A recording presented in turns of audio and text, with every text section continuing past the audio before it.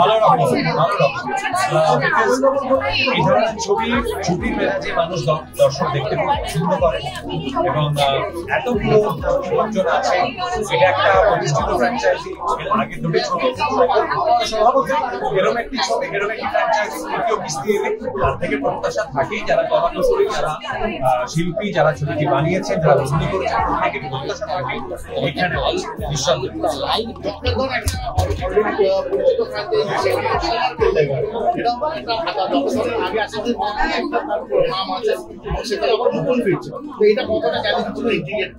এই চ্যালেঞ্জটা মেনলি সায়ন্তন ঘোষাল আমাদের কম, কেননা আমাদের কিছু থাকে তো ধরুন মানে যেরকম একটা খুব ভালো জিনিসও বটে যে মুকুল আছে, তেমনি আবার অনেক মনে হতে পারে ফিরিয়ে আনা হবে ইত্যাদি আর কি। তো সেইগুলি মানে ফিডব্যাক এবং প্রশংসা দুটোই সায়ন্তন ঘোষাল পাবে, আমার ধারণা প্রশংসাটাই হবে। তৃতীয় কিস্তি হচ্ছে দ্যাটস গুড এনাফ, বাট আপনারা কি করতে চাইছে তার মধ্যে রাজস্থানের আর কিছু করার প্রশ্ন করে। হ্যাঁ দেখছি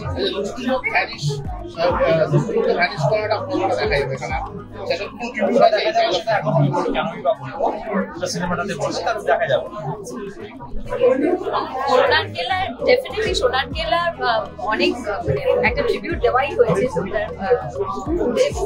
অনেক কয়েকটা ডায়লগস আছে, অনেক না হলেও কয়েকটা ডায়লগস আছে যেখানে বোঝাই যাচ্ছে যারা সোনার কেল্লা দেখেছেন এবং অবশ্যই আমার মনে হয় সবাই দেখেছে, কোনো বাঙালিকে আমি চিনি না যার সোনার কেল্লা দেখে, তো তাদের আমার মনে হয় প্রত্যেকের ভালো লাগে এবং এটা এমন একটা ছবি যেটা প্রত্যেকের ভালো লাগার একটা ছবি।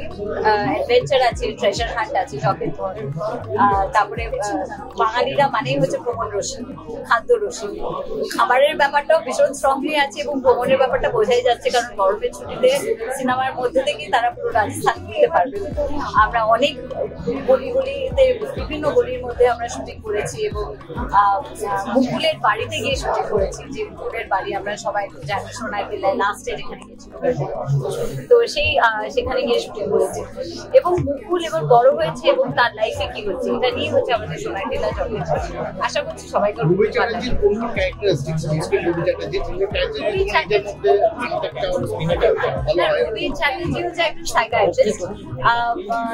যাওয়ার ব্যাপারটা হচ্ছে একটা জায়গায় সিমিলারিটি আছে বলতে শি ইজ ভেরি সেনসিটিভ, মুকুলের ব্যাপারে ভীষণ সেনসিটিভ এবং পুরো ব্যাপারটা অ্যাজ এ হিউম্যান বিং ভীষণ সেনসিটিভ, সেই জায়গায় ডেফিনেটলি একটা সিমিলারিটি আছে। আর তাছাড়া হচ্ছে যেহেতু সাইকোলজি স্টুডেন্ট আমিও, তো তাই জন্য সেই জায়গা থেকে খুব ইন্টারেস্টিং লেগেছিল ভাবতে, কারণ এতদিনের মধ্যে আমি কখনো সাইকিয়াট্রিস্টের ভূমিকায় কখনো আমার অভিনয় করার সুযোগ পাইনি, তো এটা আমার প্রথমবার অ্যাজ এ সাইকিয়াট্রিস্ট, তো সেটা আমার কাছে খুব ইন্টারেস্টিং লেগেছিল। আর তাছাড়া অবভিয়াসলি সোনার কেল্লা মানেই হচ্ছে একটা অন্য এক্সাইটমেন্ট, মানে সোনার কেল্লা জগের ধর যখন প্রথম আমাকে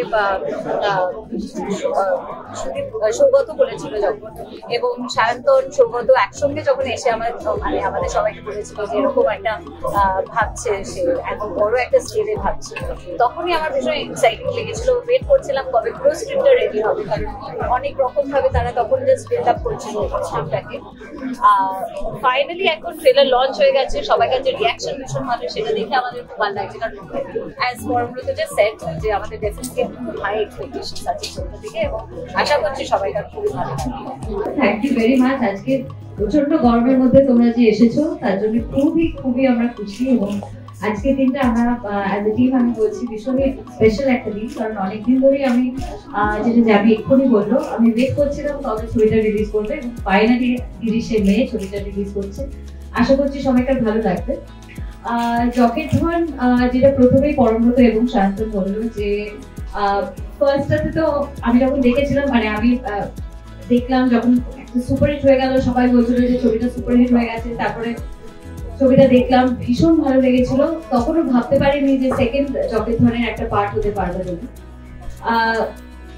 থার্ড ফিল্মটা সব থেকে আমার কাছে মানে একটা ভীষণই স্পেশাল হয়ে থাকবে আরেকটা কারণে, সেটা হচ্ছে সোনার কেল্লা জকের ধন, তো সেটাই একটা ভীষণ ইন্টারেস্টিং অ্যাসোসিয়েশন এবং সোনার কেল্লা মানেই আমরা সেই নস্টালজিয়াতে চলে যাই। মুকুল সোনার কেল্লা জকের ধনের আজকে ট্রেলার লঞ্চ এবং আমিও প্রথমবার ট্রেলারটা দেখলাম, দারুণ হয়েছে। আমি শান্তকে বলছিলাম এবং সায়ন্তনের সঙ্গে অনেকগুলো কাজ করা হয়ে গেল।